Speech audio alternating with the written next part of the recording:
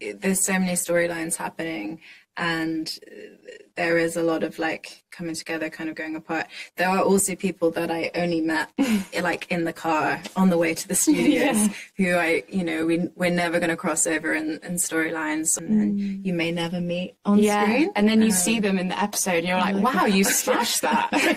Time. The world is changing. Something that I really love about large-scale fantasy series with such a big ensemble is just all the different combinations of characters we get throughout the season. So for season 3, what was a new character relationship you were looking forward to exploring? Well, I mean, for me, our relationship continues to be the most important one. But I've really enjoyed properly getting to face off with Lanfear, make this strange alliance in episode 1, and then that relationship gets very complicated because Lanfear crops up just where I don't want her. And I've really enjoyed, for Moirane, really getting to know the Ayoola Wise Ones, because, they have so many similarities with Aes Sedai. They're sort of recognisably women of her ilk, but from a completely different culture with often different names for the same things. So I found that very exciting.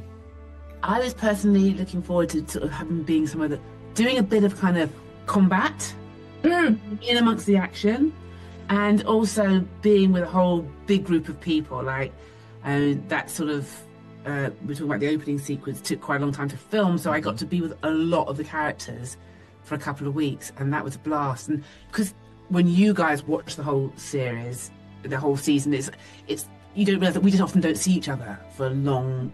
There's some characters that I've never met, even though we're in the same show. So that was really, really good fun. And I feel like, for me personally, this season was the best fun I had of all the 3.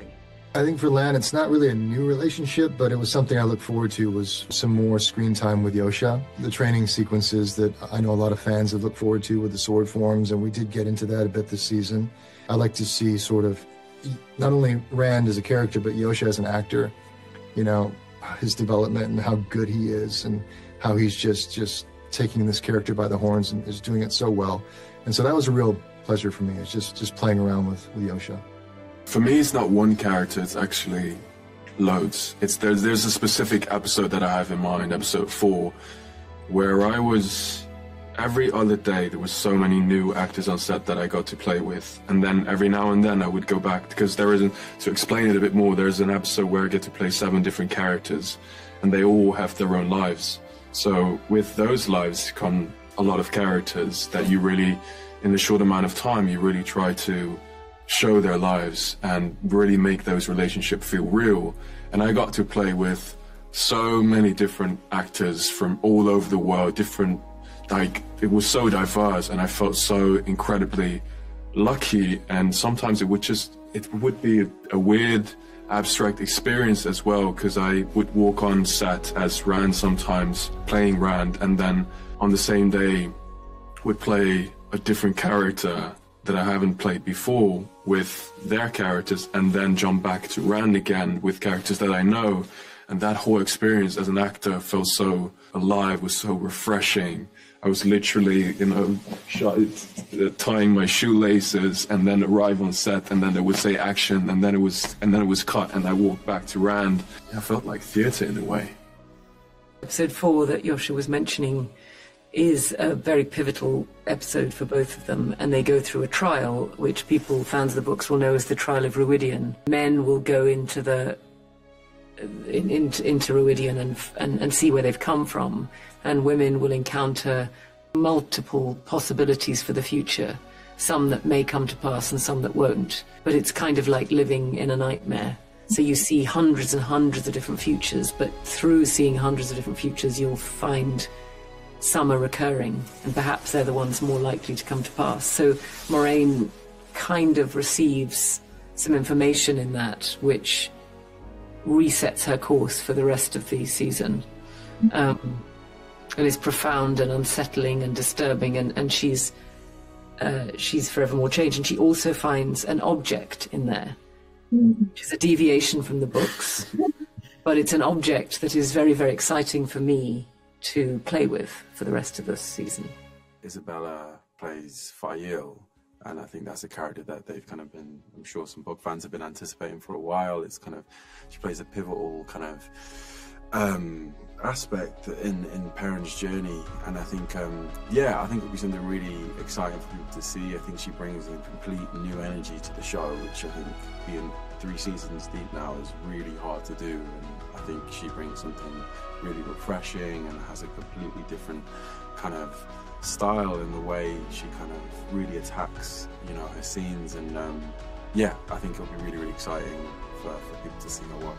We've seen Matt kind of go on an individual journey in season 2. He makes a choice which puts him on a journey with one of his close friends, and I think we don't often see this kind of pairing, or we haven't in season 2. So I think seeing Matt in the context of being in the White Tower and he stays with one of the group of the Two Rivers. I was really excited to explore the relationship between the two of us. That was obviously, our characters hadn't met at the end of season 2, so to bring these two characters that are both fan favourites in their own right, and the relationship between them is such a fan favourite relationship, and to bring that to screen was really, really exciting.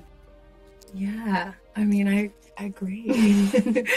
Yeah, I think it's really great too. I think it's so layered into the books, and I think you can choose to see it either way, but I feel like it's pretty clear. Rafe thought so too, so it was really nice to kind of make that really solid choice, and to do it so early on as well, so that we kind of established this. By the end of episode 1, everyone's gone in their own kind of space again, so I think it's really nice to have that moment of intimacy and connection before they all part ways, but knowing in the back of your mind that we're going to return to something that's such a through line in the books. It's nice. Yeah. For me, actually, one of the things that I was most excited to see was the relationships between the Forsaken, because all we get really in season 2 is Ishamael and Lanfear, who have this great relationship with each other, and you kind of see the depth of the emotion to it. And so to be able to expand out on that and meet these other Forsaken, and how, I mean, each of them is like, in their own mind, the most important person who's ever lived. And so to see how this like sort of nut house interacts with each other was one of the pieces of the books I was like most excited to get to. Yeah, perhaps in kind of following on from what you're saying, you maybe understand Lanfear and how she has to hold herself and her title, or, when you meet these others, you maybe understand why she has to go about for survival.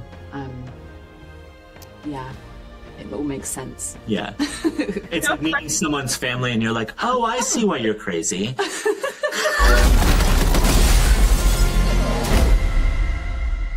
You cannot afford to fail again.